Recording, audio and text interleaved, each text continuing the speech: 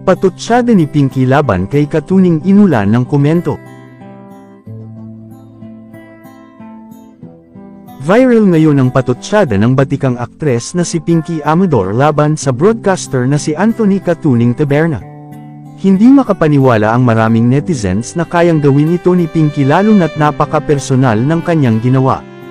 Kilala ng marami si Pinky Amador bilang isang batikang aktres at kontrabida na dekada sa telebisyon, teatro, at pelikula. Tumatak sa marami ang kanyang mga karakter na madalas nga ay kontrabida. At tila isinabuhay ni Pinky ang pagiging matapang niya. Dahil bukod sa kanyang husay sa pag-arte, kilala rin siya sa pagiging vocal at matapang sa pagpapahayag ng kanyang saloobin tungkol sa mga isyung panlipunan at pampulitika. Isa siya sa mga artistang may pakialam sa mga isyu ng korupsyon at maling pamamalakad sa gobyerno. At hindi siya natatakot na tumindig para sa kung ano ang tama. Samantala, si Anthony Katuning Taberna naman ay isang veteran broadcaster at radio commentator na kilalang may matitinding opinyon sa mga isyung politikal.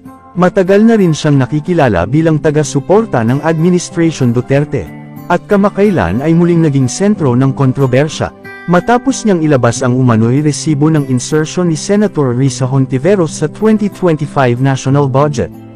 Ngunit mariin itong pinabulaanan ni Senator Risa, kung saan iginiit niyang wala siyang insertion. Kung ay aminyenda ang kanyang ginawa at dumaan umano ito sa tamang proseso ng Senado. Taliwas sa mga paratang ni Katuning. Sa gitna ng mainit na isyong ito, labis ngang ikinagulat ng lahat ang ginawa ni Pinky. Matapos siyang mag-post ng tila patutsada laban kay Katuning. Sa kanyang viral video, nagpunta kasi si Pinky sa negosyo ni Katuning.